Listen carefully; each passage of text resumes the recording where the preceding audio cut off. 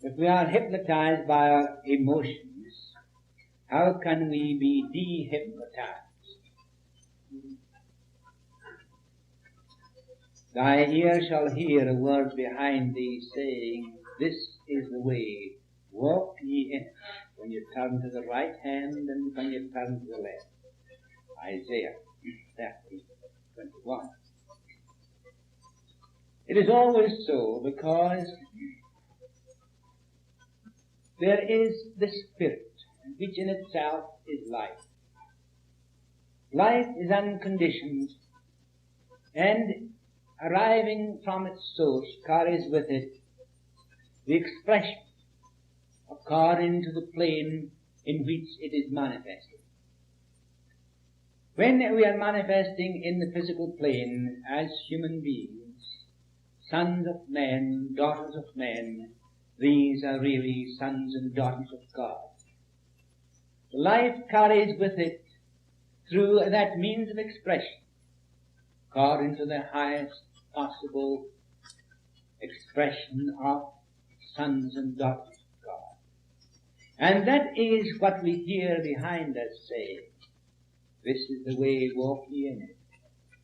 And when you begin to realize this, there is always the inner voice that begins to help you to overcome your emotional stresses and strains, your angers, your envies, your jealousies, all these things that have a deep effect upon the emotions and the emotional body, which are pictures of the misbehavior which takes place in the cerebellum, in the form of sometimes skin troubles,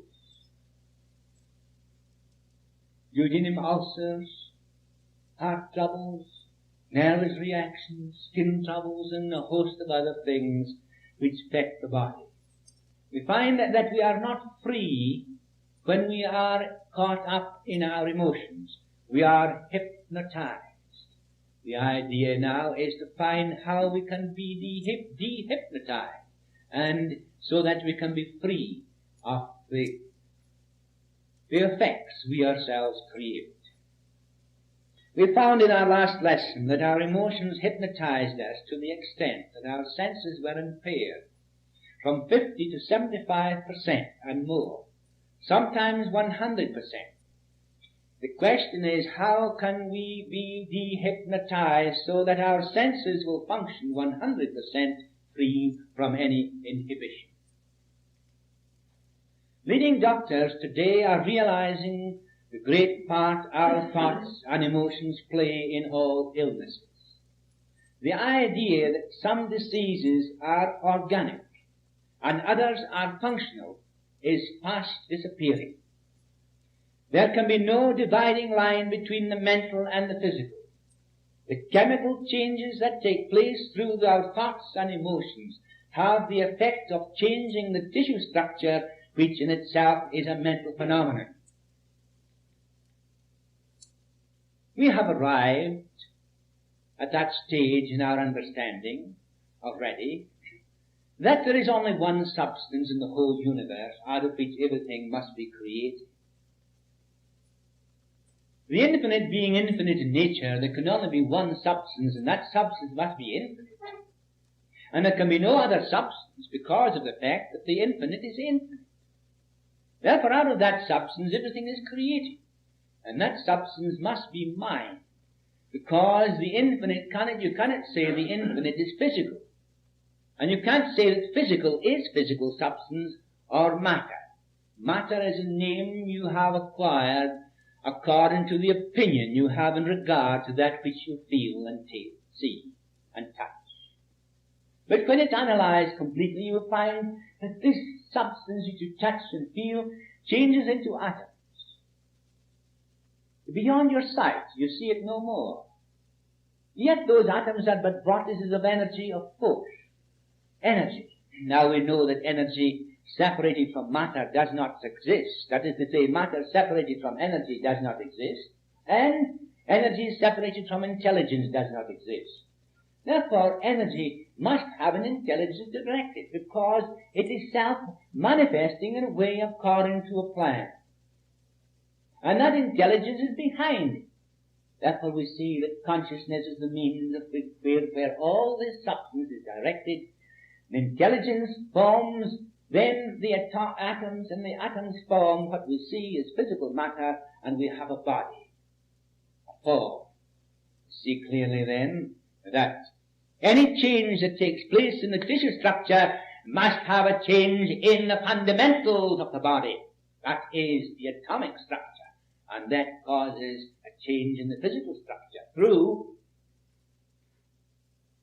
energy created by thought, emotion, movement, whatever the movement it may be.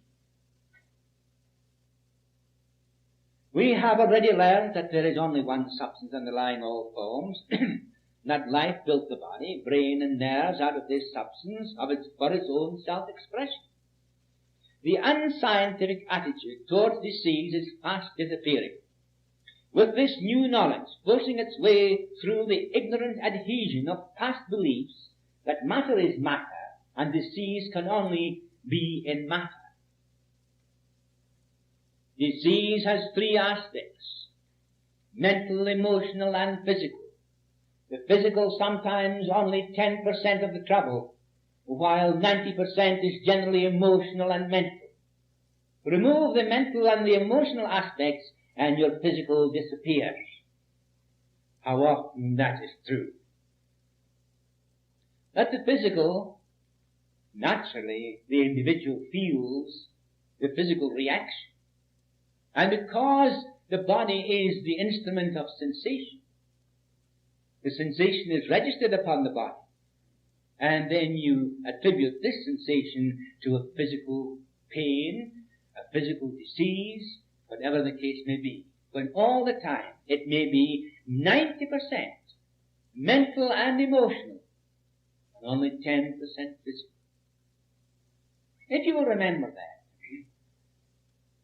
the conditions of your body sometimes will not worry you very much, because when they do worry you, you create the vicious circle, and that vicious circle adds coal to the fire and produces that which you yourselves create in the first place, reproduces it and intensifies it. Continuous adjustment is the function of our nervous system. Through the functioning of the nervous system, the various activities within the body are adjusted. When we run fast, we breathe heavily and faster. The heart pounds, pumping the blood to the tissues with oxygen to supply the waste through exertion.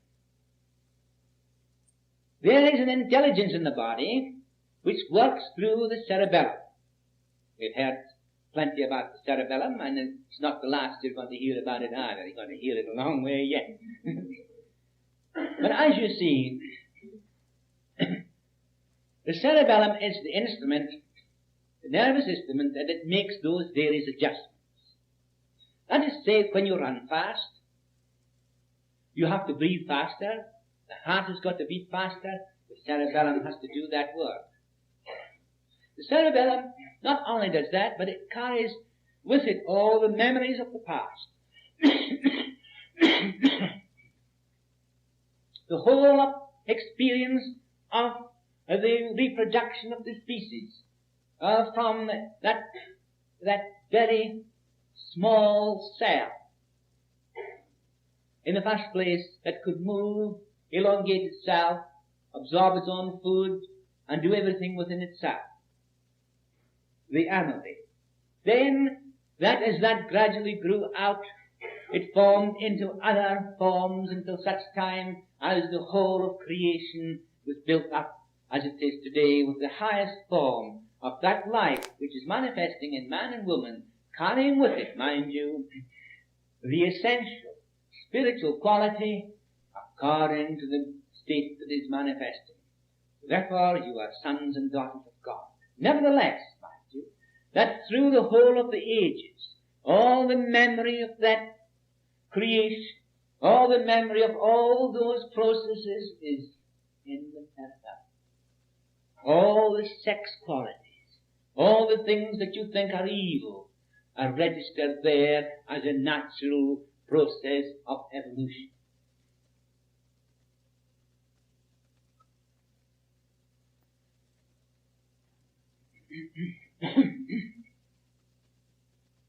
So there is an intelligence in the body which works through the cerebellum, making these adjustments.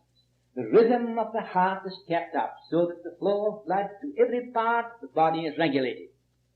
The digestion of your food, secretion of the glands, and 101 other functions are kept going through the nerve centers in the cerebellum. And intelligence is working on our behalf. So, when you run, the intelligence is working on your behalf. When you relax, the intelligence is working on your behalf. Whatever you do, the intelligence is working on your behalf. If you violate your body, if you break it up, if you hit your head against the wall, if you break your leg, intelligence begins to mend it. Intelligence, in fact, tells you not to worry. And when one is intelligent, they don't worry. That reminds me of the story of Cohen and Moses. One lived across the street from the other. And Moses couldn't sleep this night. He was tossing in bed and tossing and all the rest of it. And Rachel said to him, "What's wrong with you, Cohen? Can't you sleep?" "No," he said, I owe Moses. I owe Cohen, he said, I owe Cohen £200 and I can't pay him tomorrow. And the bill's due tomorrow. She says, "I'll settle that." So she's run up to him and she said, Cohen, Moses can't pay you that £200 tomorrow. One time and when you, "Now, Cohen, go to sleep. Let Moses worry about it."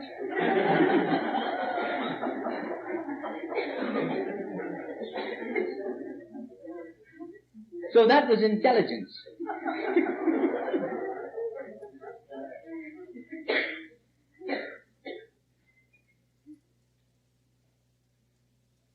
Emotional stress causes misbehavior in the nerve centers, interfering with these internal adjustments and create physical disorder among the organs of the body. Therefore, thought and emotion often cause 90% of our physical ailments. The brain is the organ through which your mental and emotional reactions take place. It works well when you are at peace with yourself and with your environment.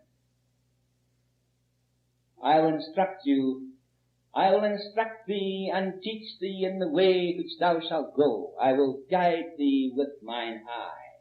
Psalms 32:8. If we then realize the importance of these sayings that I have picked out for you to study, you will see how they fit in to this message. When we see then that it works well when you are at peace with yourself and your environment, it is no joke to live with a neurotic. But if you want peace at home, your job is to understand the condition that has to be cured, the condition that has to be eliminated. A neurotic is permitting the organs of the body to dictate to the cerebrum through the cerebellum. The body talks back to the brain. The body talks to the cerebellum. The cerebellum tells the cerebrum what the body is feeling. Therefore, you become aware of that. Then the cerebrum knows what it's feeling, and then it tells somebody else of what is felt. So consequently, the whole house is in an uproar. For the simple reason is that here we have the thinking part of the brain is suffocated. For when emotion rules, the body controls the mind. When the whole brain and body works as one unit, the mind controls matter and reason prevails, so does peace. So, if your body rules your brain and mind, you are not at peace. But there is a way and means whereby you can get your body to that state of peace through a certain directive relaxations which you will have in future. These will give you the key. It will give you the keys whereby you can reduce those tensions, those emotions, and bring about that peace that is required, so that that which in itself is peaceful will take control and rise in your soul and body. We must realize that neurotic trouble is not imaginary. It is caused by sick nerves. And to cure sick nerves, the sufferer has to be dehypnotized. In dealing with the nervous system, we see that nerves outpicture our thoughts and emotions. So, if you say to a person, it's only imagination, and leave it at that, you only intensify the trouble of the poor person is suffering from. You do not understand. Because they don't understand it themselves. And you don't understand it.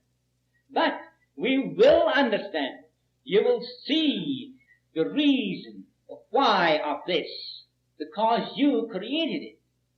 You cannot see the why of anything God created, but you can see the why and how of everything you create in yourselves. And because it is secondary, you're creating secondary causes which manifest in the form of either sickness or health. There is underlying the structure of the body and intelligence that always tends to bring it into harmony with nature. When you take off the brakes, then God does the work.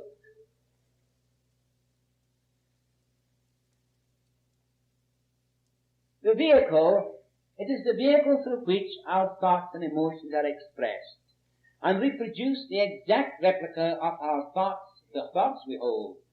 Thoughts held in the grip of emotion outpicture almost instantaneously. So we see that the nervous system is the vehicle through which our thoughts and emotions are expressed and reproduce the exact replica of the thoughts we hold.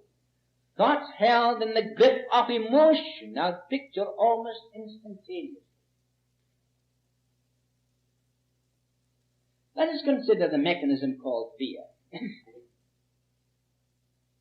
Fear plays a part in the lives of most people.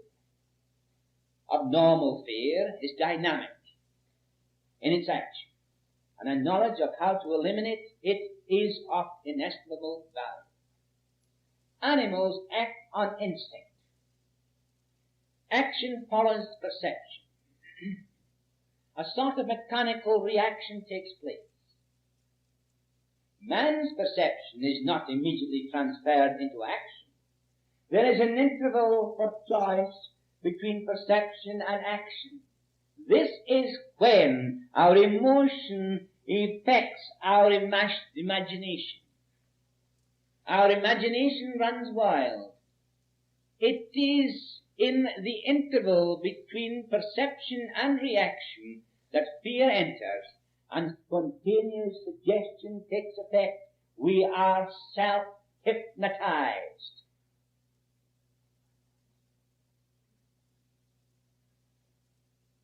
You see that, how it is, how it comes about, don't you? Self-hypnotized. Now, why are you self-hypnotized? Because through your self-hypnotization, the conscious reasoning part of the mind and brain is temporarily obliterated.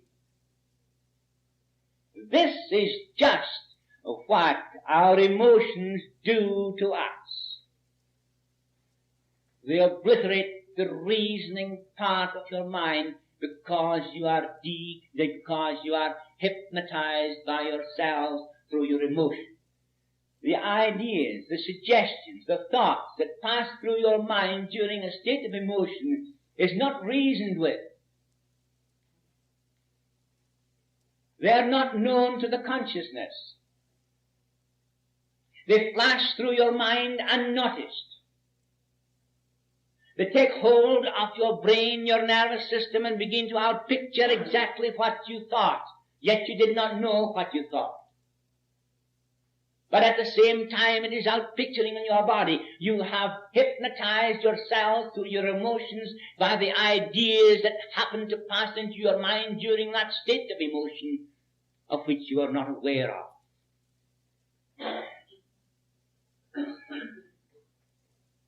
A person will strike a blow in anger. Even sometimes they will strike one that they love. They are hypnotized through their emotion. They are not responsible for what they are doing. It is the same, you are doing the same in a minor way every day of your life. If you will remember that, it will bring to your mind what you are doing. And you will reason. And whenever reason enters into your mind, then your emotion will die down and you will understand. Ideas are set up in the mind unconsciously when fear rules and are transferred to the brain and nervous system for immediate action. We have not brought our conscious reasoning into action, and a great deal of our mental makeup is a result of these spontaneous suggestions of which we are not aware. And you are suffering from all these spontaneous suggestions that are still existing in your mind and are preventing you from sleeping, they're preventing you from eating, they're preventing you from walking, they prevent you from talking, they cause all these inhibitions that you have in yourselves. Hypnotized by yourselves, you are the victim of your own emotions and thoughts.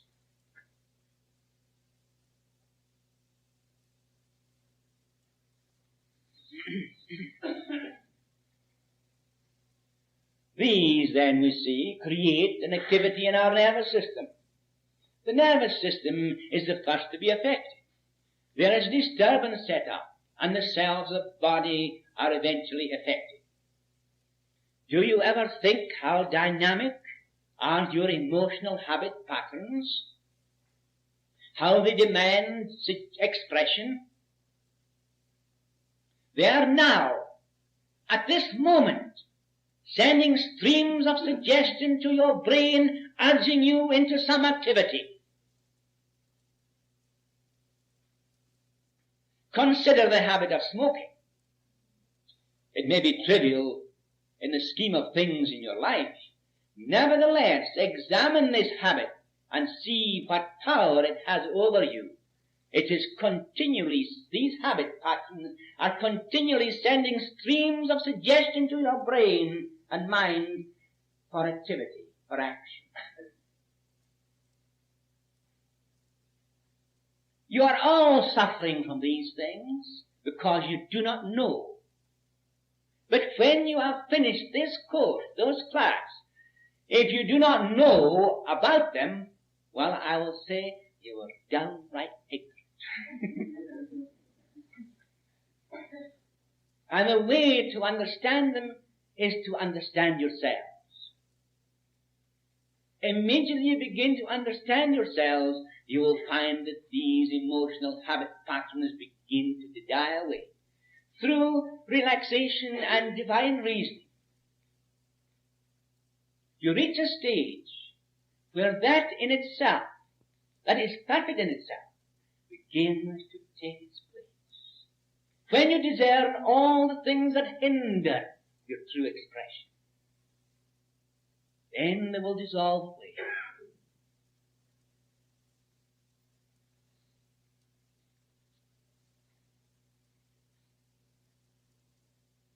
Thoughts become active in the body through chemicalization. In this way, thoughts change the tissue structure. Thought is spiritual energy and is carried into operation through the mind, brain, and nervous system. Under emotional habit patterns, wave after wave of suggestion is sent to the cerebellum. From there, forwarded to the center of center of inhibition or stimulation in the cerebrum. Nerve impulses are sent from one center to another, creating inhibition and stimulation, and the result is partial hypnosis is created. If you can only realize this, that these habit patterns, being established in yourselves by yourselves, are continually sending nerve impulses outwardly so that these habit patterns can be expressed.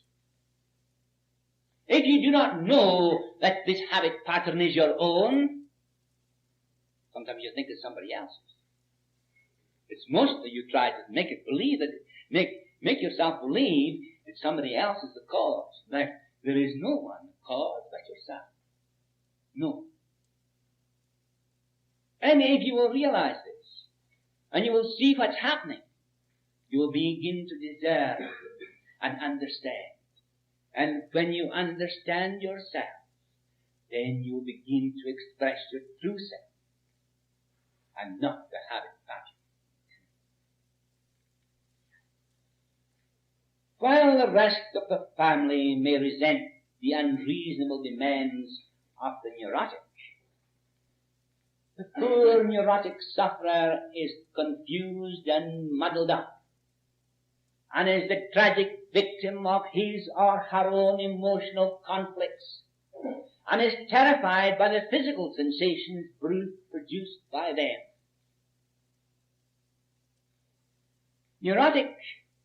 Neurotics sink into despair when told that their troubles are imaginary. They're caught up in the hypnotic state of their own thoughts and feelings. What they need is an explanation of their troubles, and with directions to follow that will take them out of the maze into which they have wandered.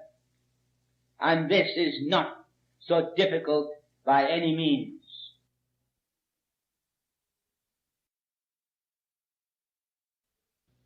Rectification takes place gradually and surely until sound reason prevails once more. And relaxation and divine reasoning is the key. Technique will be detailed in future lessons. In the meantime, let us understand, first of all, the causes of these troubles. And we will see what we are doing to ourselves. If then the whole family may resent the unreasonable demands of a neurotic, the poor neurotic sufferer is just suffering more and more because the sufferer sees not only what is happening to herself or himself, but he or she sees what he or she is doing to the family. And the sooner that individual begins to discern the causes of the trouble, so that some directive scheme, some directive instructions will be given to follow up, and he will get them. I can't give you everything in 5 minutes. I know you're all wanting it now. You're all wanting it just your mouths are open, wanting to get it. But if I give it to you now, you would not thoroughly understand because you have not understood the basic principles of it. When you understand the basic principles, then you will readily put into those simple practices that I shall give you. You'll be keen to do it. You'll be anxious to do it for the simple reason that you will know what you're doing. What I intend to do in the next series is to take you through a series of directive relaxation exercises coupled with divine reasoning each week, taking 10 weeks to complete the course. I will not ask you to believe anything, only to follow my instructions, and you will find that self-dehypnotizing comes as a natural sequence to this scientific application of a master technique that has healed thousands of all kinds of ailments, all kinds of people with all kinds of ailments.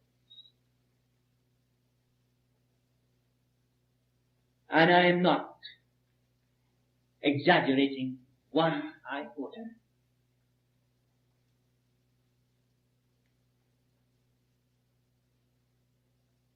Wisdom is everywhere and is man's true nature.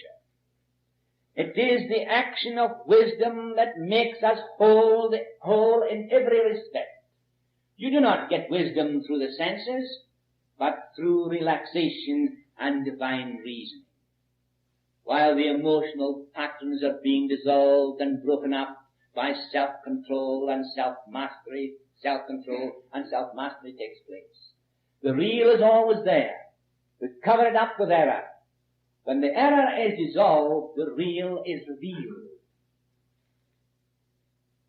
So, while the emotional habit patterns are being dissolved and broken up, self-control and self-mastery takes place. It's natural. Because the real is always there. And if you will realize this great truth, you cover it up with error. It is smothered. It is no longer free. And therefore you put yourselves in a cage with it. When the error is dissolved, the real is revealed.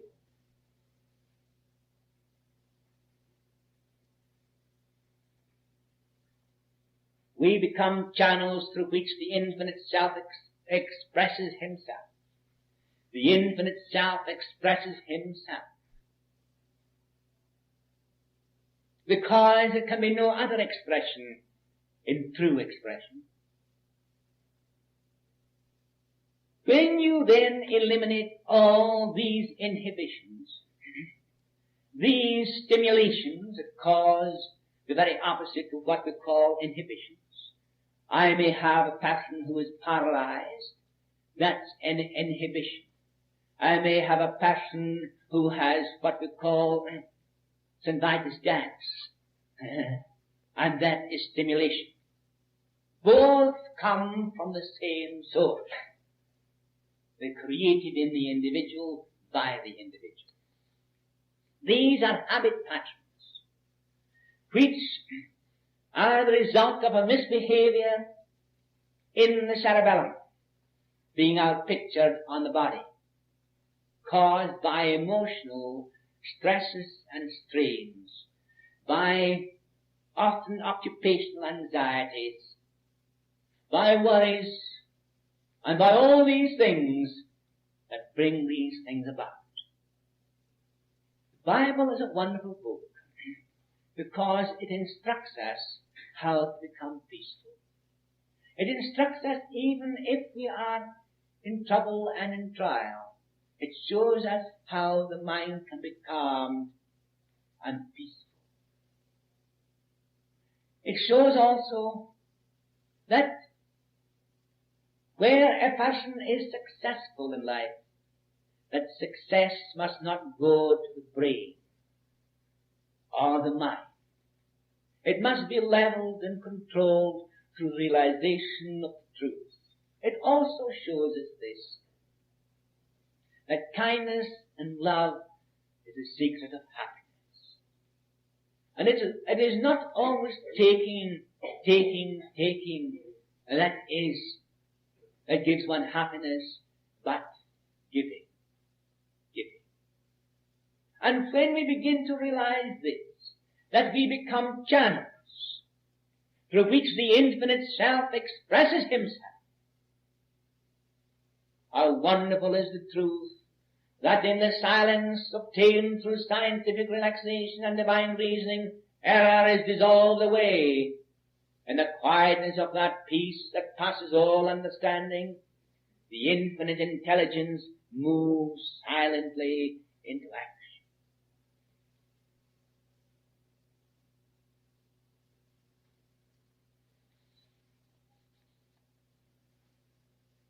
I myself am nothing. It's the Spirit of the Father within me doeth all things. Know ye not I am the Father, and the Father is in me? The Father, whoever remaineth within me, is performing his own deeds.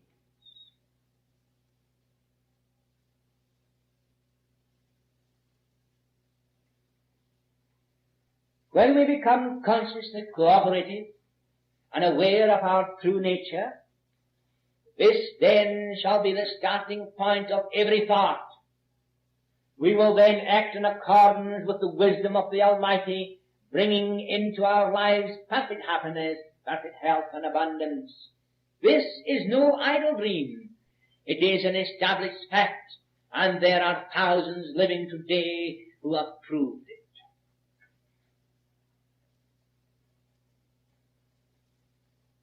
It is under these conditions that we come into our divine inheritance of health, harmony, and abundance. But first of all, we must give up our limitation, our weaknesses, our enslavement, our self-pity.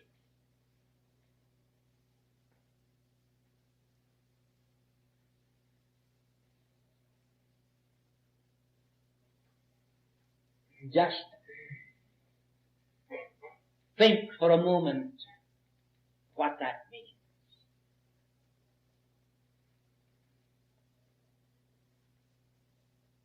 And there is no one that imposes any limitation upon us. No one imposes any weakness upon us. No one imposes any enslavement on us but ourselves. And when we have covered ourselves up with these, we then seek self-pity. We want the other person to pity us in our distressing, stupid condition that we ourselves put ourselves in. The time will come, and I hope soon, when we will be ashamed to talk about our weaknesses. We'll be ashamed to talk about our limitations. We'll be ashamed to talk about our own enslavement because it will show our true ignorance.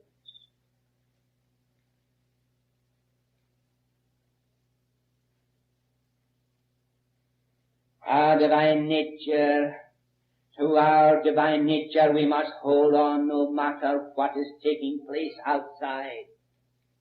No matter what conditions we have created through error in thought and action, we will know them for what they are, and while they are disappearing into nothingness from which they arose, we'll be thankful for the experiences we gained through them. And when you have passed through them, you will have experience.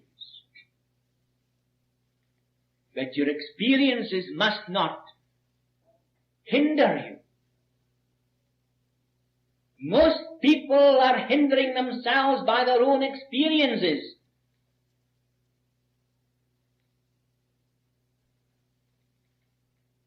If you think that these experiences are giving you a sense of notoriety, that you have an operation for this, and you open and you show your scar, whatever it may be,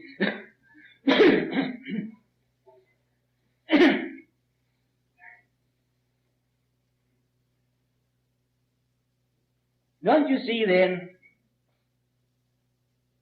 that's what you are doing? You're hindering yourself by your experiences. Most people like to show their scars, whatever they may be, and in fact absolutely relishing in the fact that they've had an operation for this and an operation for that. One woman told me the other day that she had 18 operations and she was so glad about it. I said, aren't you damn well ashamed of yourself?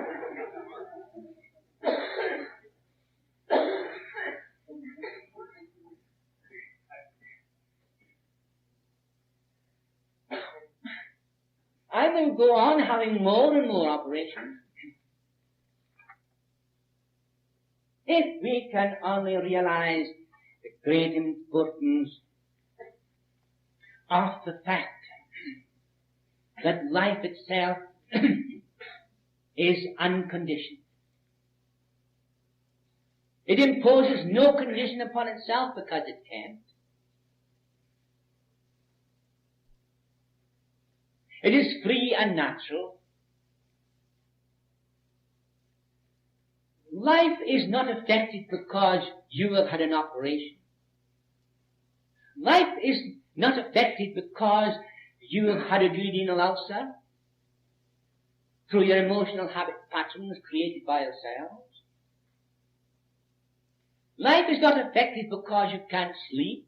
Life is not affected because you can't drink or you can't eat.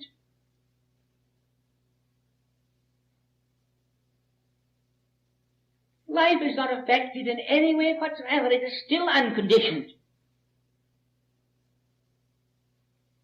And will still remain unconditioned. It's like electricity. There, we put a globe in there, and we condition electricity, we make it light. We've conditioned that electricity there, but does it interfere with the electricity? Has it spoilt the electricity? Has it spoilt the electricity because we have a heater? Has it destroyed the electricity because we use it for X-ray? Does it destroy electricity because some person catches a wire and kills himself? Does electricity affect it because all these conditions are imposed upon it?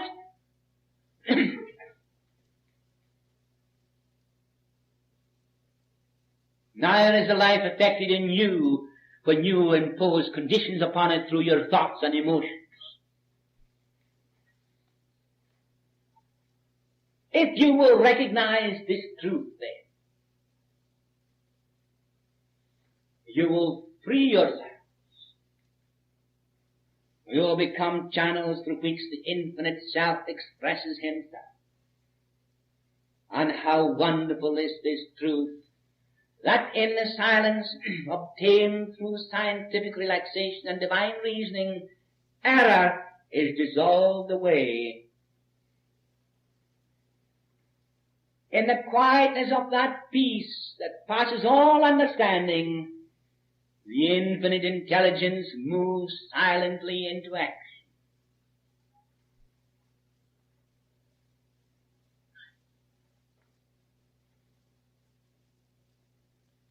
But we must become consciously cooperative.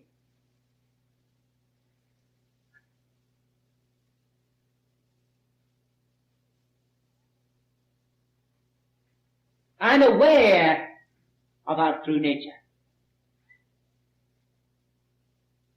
Then that shall be the starting point for every thought, every action. In that way, our thoughts and actions will become pure and purer and purer. And we will act in accordance then with the wisdom of God.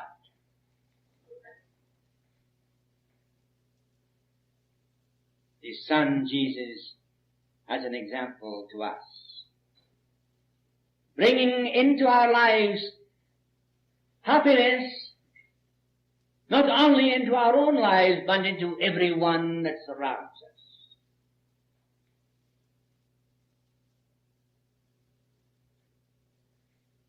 And this is not a dream at all. It's a natural actuality. It becomes yours. If one can do it, all can do it.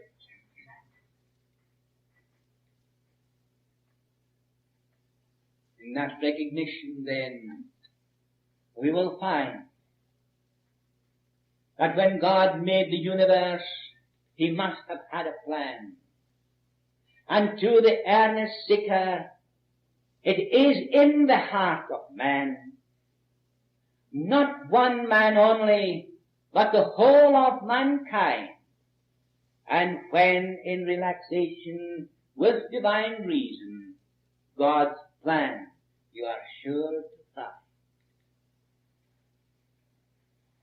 Benediction. Oh, beloved Father, Mother, divine Parent, I am thy spirit, flesh and blood. While thou behold me through the twinkling stars, thou art present in my heart. While thou watch me through the sun and moon, my soul and body are thine. While thou caress me through the sun and rain, thou lovest me through my love. While thy immortality throbs in my heart, my immortal frame gives expression to thy voice. While thou help others through my hands, let them realize it is thy touch, not mine. While thou inspire others through my mind, make them feel thy breath in them. While I sing for joy in thy presence, complete my eternal song in the realization of thy presence in me. Oh, dearest